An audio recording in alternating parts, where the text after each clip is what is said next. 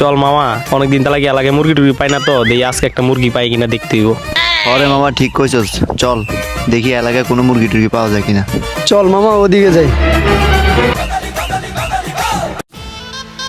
আজকে অনেকদিন পর আন্টিকে বাসায় আসলাম, একটু এলাকাটা ঘুরে দেখি। আমি তো এলাকায় নতুন, দেখি সামনে কোনো দোকান টোকান আছে কিনা। এই দাঁড়া এদিকে।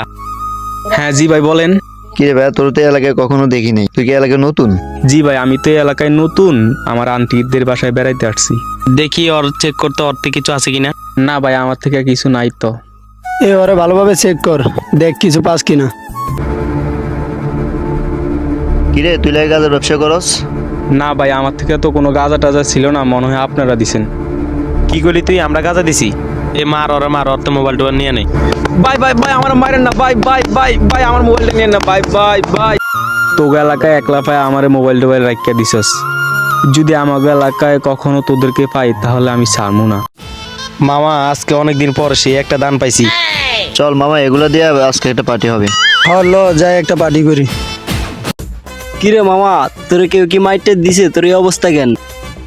আরে মামা কইস না, আন্টিকে বাসায় বেড়াইতে গেছিলাম, পোলাপানে পকেটে গাঁজা দিয়া তারপর আমার ফিটিং ধরছে। কি কস মামা, তাহলে তো ওদেরকে দেখতে হয়। আরে মামা তুই দেখবি কেমনে, ওরা তো এই এলাকায় নাও আসতে পারে।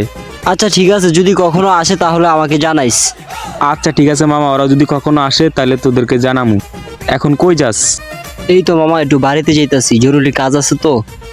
আচ্ছা মামা কি কাজ রে, এত জরুরি যাইতাছস? আমার ছোট বোনের একটু স্কুলে দিয়ে আসতে হবে তো, এই জন্য যাইতাছি। আচ্ছা ঠিক আছে মামা যা। বেশ কয়েকদিন পর। কিরে সেদিন আমার ফিটিং দিছে, অগরে মনে হইতাছে না? ও ওরাই তো। এখনই ইব্রাহিম রে কল দিতাছি, দাঁড়া। তোগরা আজকে শেষ দিকাছে আমি। হ্যালো ইব্রাহিম, তুই কই? সেদিন যারা আমার ফিটিং দিছে তাগরে তো পাইছি, আজকে অগরে শিক্ষা একটা দিতে হইব। দাঁড়া মামা, আমি আইতাছি। আচ্ছা তুই তাড়াতাড়ি আয়।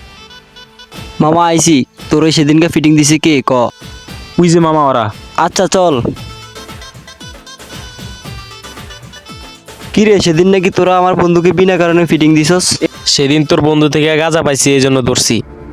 আমি তো আমার বন্ধুর সাথে ছোটবেলা থেকে চলে আইছি, কখনো তো এগুলো দেখি নাই। সত্যি কথা কওয়া না হলে তো করে এখানে মারমু। আবার মারলে উচিত বিচার হবো। যাক মামা, মারামারির দরকার নাই, যা হইছে হইছে। অগ এলাকায় ওই আমারে একলা ফায়া মারছে, যদি আমিও আমাকে এলাকায় অগরে একলা ফায়া মারি তাহলে তো একই হয়ে গেল। আচ্ছা সত্য কথা কত, সেদিন কি হয়েছিল?